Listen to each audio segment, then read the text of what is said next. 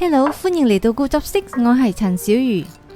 今期分享潮州粉果，呢度人叫做猜龜。首先我哋處理個皮，網上就有好多粉嘅比例，我嘅比例係用100g木薯粉同埋100g澱粉，用個篩隔個粉令佢更加滑。用木薯粉做出嚟就有彈牙嘅感覺，比較韌，搓皮嘅時候就唔容易爛。但木薯粉比例太高就會太韌噶啦。而澱粉係攞嚟增加透明感嘅，就好似蝦餃皮咁。有啲食鋪用粘米粉代替澱粉，咁樣嘅皮就比較細滑、柔軟同埋香甜，但就冇咁透明。放1茶匙鹽幫助麵筋嘅形成，仲有放2湯匙油去增加延伸性，咁樣呢麵團就冇咁硬，比較容易搓開。粉對水嘅比例係1:1:6，所以需要600ml 嘅水。將600ml 嘅水全部倒晒落去，開中細火慢慢煮。你會發覺佢越煮就越結，唔好心急，慢慢炒。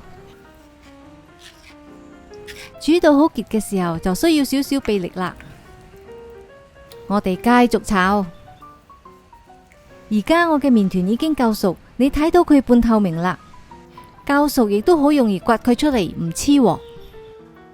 呢度我自己有一個小小嘅發明，將炒熟嘅粉團倒入一個大保鮮袋，透過保鮮袋搓個粉團。呢一個方法好容易搓，好企理，大家不妨試下。猜到差唔多啦，剪開保鮮袋嘅兩邊，睇呢個方法搓，好快就變成團，唔使加粉，又唔黐噶。麵團唔黐手，有彈性，包嘅時候先至唔會穿窿。冚住佢，俾佢靜置半個鐘。而家我哋去處理猜龜餡，將沙個批皮洗乾淨，切開。我淨係用300g，將佢切成細條。蒜頭40g，需要攪碎。呢個係我嘅新玩具，幾好用噶，放落去撳一個掣就搞掂。用1小段紅蘿蔔切成絲。加紅蘿蔔係為咗令個餡多啲色水。蝦米25g，用水浸軟，然後剁碎。餡嘅材料就準備好，我哋可以開始煮啦。首先要炸1湯匙蒜粒，呢一個係用嚟擺盤用嘅。一睇到微微金黃色就要熄火噶啦，因為佢仲有餘溫會繼續煮。炸蒜粒嘅油都要留起。而家就炒餡啦，先爆香剩翻嘅蒜粒。蒜粒炒到好淺嘅金黃色啦，就放蝦米落去一齊爆香。當你睇到好多泡泡，證明蝦米已經好乾身，就可以放紅蘿蔔落去一齊炒。兜佢1-2分鐘就可以放埋個沙葛落去一齊炒，唔使加水，因為沙葛本身會出水。我就用手切，如果用刨嘅話，出水會更加多。盡量就炒得乾身啲，唔夠乾嘅話，包嘅時候就好容易穿。落1茶匙鹽，適量胡椒粉同埋1湯匙嘅糖，用中火慢慢炒，炒到佢變軟，還是你睇到半透明，咁就 OK 啦。攤凍備用。粉團都已經靜置咗半個鐘，撒啲木薯粉，先至攞個粉團出嚟。你可以睇到，因為粉炒得夠熟，佢一啲都唔黐保鮮袋噶。而呢個就係我之前做嘅。嗱，如果個粉團炒得唔夠嘅話，佢係會好黐保鮮袋噶。陣間猜皮嘅時候就好容易爛，蒸猜龜嘅時候又好容易穿窿。搓到佢變成條狀，將佢切開，每粒重量大概30g。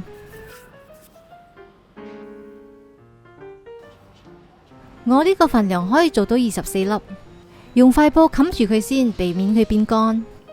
攞1粒出嚟，搓到佢變成圓形，撳佢，然後用擀麵棍壓佢，氹氹圈咁樣壓佢，慢慢壓到佢變圓形，好似咁樣薄薄地就 OK 噶啦。用塊布冚住佢，避免佢變乾。但係要佢更加靚嘅話，用擀麵棍攤開之後，用一個圓形嘅容器吸落去。睇呢個圓形好整齊，係咪好方便呢？如此類推，全部做晒。好，到包餡嘅步驟啦，忽啲餡喺中間，盡量包滿佢。餡唔夠嘅話，蒸完之後容易塌，就冇咁靚噶啦。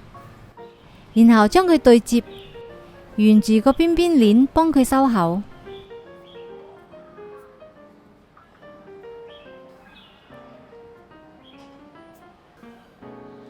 將香蕉葉洗乾淨，然後抹乾，鋪喺蒸嘅鐵盤上，跟住再搽一層油。將菜龜放喺香蕉葉上邊，表面再搽一層頭先留起嘅蒜油，用大火蒸8分鐘。一定要準備好嘅辣椒醬去搭配佢，咁先至算係完美。切一條紅辣椒，亮啟蒜頭，加1湯匙白醋。用攪拌機攪碎，半湯匙茄汁，1湯匙辣椒醬，半茶匙鹽，1湯匙糖，然後用中細火滾起佢。如果中意比較稀，可以加啲水。哇，咁快就蒸好啦，新鮮滾熱啦！哇，你睇下幾靚，粒粒晶瑩通透，加啲炸到金黃色嘅蒜粒。嗱，用香蕉葉墊底就好容易攞出嚟，搭配埋同個辣椒醬一齊食，簡直就係絕配。